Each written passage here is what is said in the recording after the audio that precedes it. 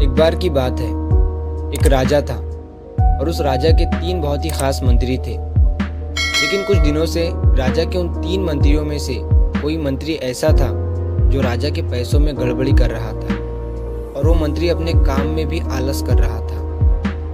अब राजा ये समझ नहीं पा रहा था कि उन तीनों मंत्रियों में से कौन सा मंत्री बेईमान है और कौन सा मंत्री ईमानदार। ये पता लगाने के लिए एक दिन राजा ने बिना उन तीनों मंत्रियों को बताए उन्हें एक एक बैग दे दिया और उनसे कहा कि तुम तीनों को अलग अलग घने जंगल में छोड़ दिया जाएगा। उस जंगल में तुम्हें फ्रूट्स के पेड़ ढूंढना है और अच्छे अच्छे फ्रूट्स से इस बैग को पूरा भरकर लाना है और तुम तीनों के पास सिर्फ एक दिन का समय है। तो पहला मंत्री ईमानदार और मेहनती था, तो उसने राजा के लिए बहुत सारे अलग अलग और अच्छे फ्रूट से अपने बैग को पूरा भर लिया। लेकिन उसे ये सब करने के लिए बहुत मेहनत करनी पड़ी। अब दूसरा मंत्री जो था वो बहुत ही चालाक था। उसने सोचा राजा के पास इतना टाइम थोड़ी है कि वो ये सब चेक करे कि मैंने अच्छे फ्रूट्स लाए हैं या ख़राब। तो बिना ज़्यादा मेहनत किए उसे जैसे फ्रूट्स ज़मीन पर पड़े मिले उसने वो अपने बैग में भर लिया, बिना उनकी क्वालिटी चेक करे जो बहुत ज़्यादा ख़राब थे। अब तीसरा मंत्री जो था वो बहुत ही आलसी और बेईमान था। उसने सोचा कि राजा सिर्फ बैग का साइज और वेट देखेगा, ये नहीं कि उस बैग के अंदर क्या है और कितनी अच्छी और ख़राब चीज़ें हैं। तो उस तीसरे मंत्री ने बिना कुछ करे अपने बैग को सूखे पत्तों और कुछ पत्थरों से भर लिया।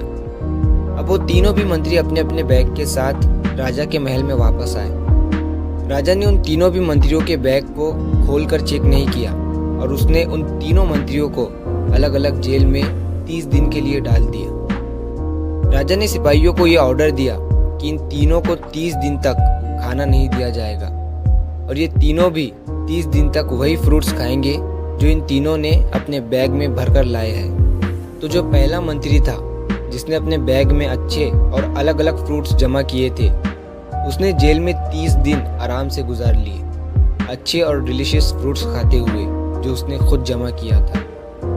और जो दूसरा मंत्री था जिसने खराब और बेकार फ्रूट्स अपने बैग में भरे थे, उसे वही खराब और बेकार फ्रूट्स खाने पड़े और वो उस जेल में कुछ ही दिनों तक सरवाइव कर पाया और बाद में वो खराब फ्रूट्स खाने की वजह से बीमार पड़ गया। अब जो तीसरा मंत्री था जो बहुत ही आलसी और बेईमान था, जिसने अपने बैग में सिर्फ सूखे पत्ते और पत्थर भरे थे, वो मंत्री जेल के अंदर ही भूख के कारण मर गया क्योंकि उसके बैग में खाने के लिए कुछ भी नहीं था और तभी उसे अपने आलस और बेईमानी पर पछतावा हुआ।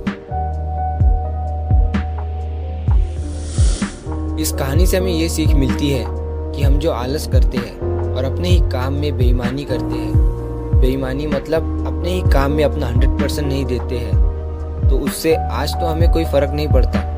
आज तो हम अपने काम में आलस करके आराम कर लेते हैं, लेकिन कल परसों कुछ दिन के बाद हमें उस पर पछतावा होता है। आपने बहुत से लोगों को ये कहते हुए सुना होगा कि काश उस टाइम पर मैं ऐसा कर लेता तो आज उस इंसान की जगह मैं होता। लेकिन उस टाइम पर उन लोगों ने आलस को चूज़ किया था, इसीलिए वो आज जहाँ के वही है और जिसने मेहनत को चूज़ किया था वो इंसान आगे बढ़ गया। तो अपने काम के साथ आलस और बेईमानी बिल्कुल मत करो।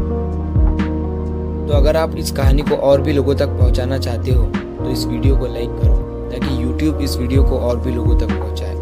और कहानी अगर पसंद आई हो तो हमारे चैनल को सब्सक्राइब ज़रूर करिए। तो मिलता हूँ मैं अगली बार इसी तरह की कहानी के साथ। सब्र करो, शुक्र करो और ज़िंदगी में